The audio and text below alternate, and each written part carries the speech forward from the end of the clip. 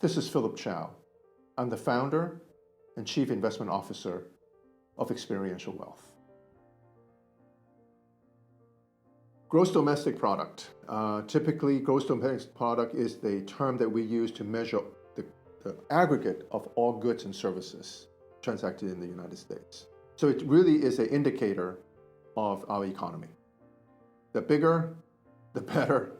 The stronger the growth, the better, because it has to do with our standard of living and many other things that talks about our country. We are the number one country in the world from a GDP standpoint. I think it's 23 trillion or some number like that.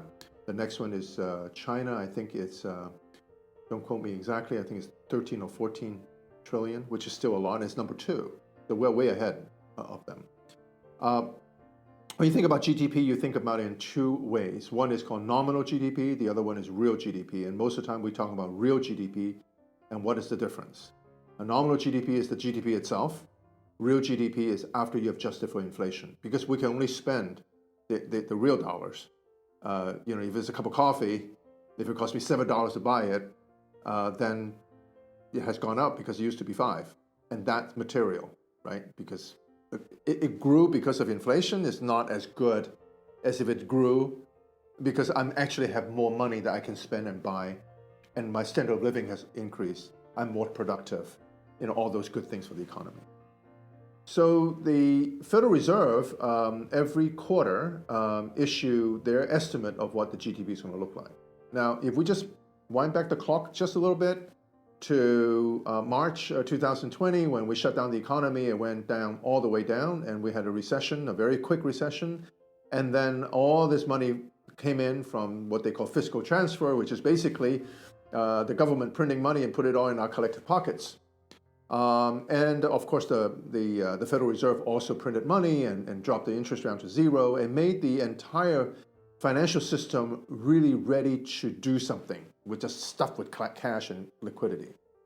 And so there should not be a surprise that the GDP went up, because we're home, we got nowhere to go, we have lots of money, so we go online and shop, and we spend and we spend and we spend, and that's what happened. So you see the GDP went down like crazy because we shut down the economy, there's nowhere to go.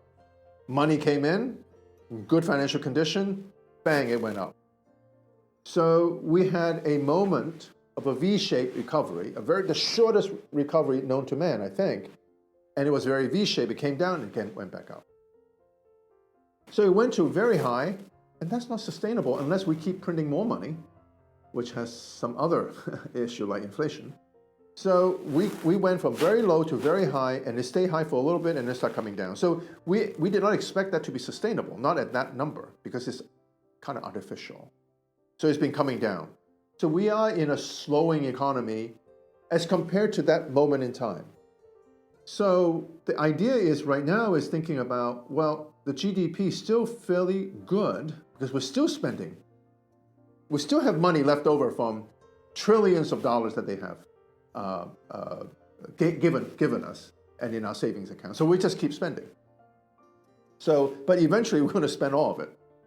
In fact, there are signs now that credit card is going up, savings is coming down. Very obvious. That means we are spending money that we don't have in savings, and we're spending it. So the GDP is just giving us a picture, a snapshot at any one moment in time. If we continue at this rate, the Federal Reserve expect in the long run, which is 2024 on, we'll be back down to 1.8%. Not at 5, not at 4, not at 3. And that's the long-term expectation of real GDP. One more point is important to know. There are two mega trends that is unyielding. One is technology. And technology by definition is disinflationary, because we can do more things with a single machine, with a single phone, that does not require a lot of money. Email is free, for example, right? As far as we know. So what happens is technology is going to drive costs down. And that will not cause GDP to go up. I'm just making it very simple. The second one is, well, aging. We have an aging population. Globally, we have an aging population.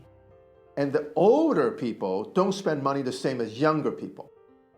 And they spend money more on one-time things not repeatable, or services, not buying goods, but buying services. And where they buy services is really also very low in terms of GDP, ability to build up GDP. So in the long run, we believe that it's all going to start coming back down anyways. The question is when that would be, and the question is where would inflation be as we come down?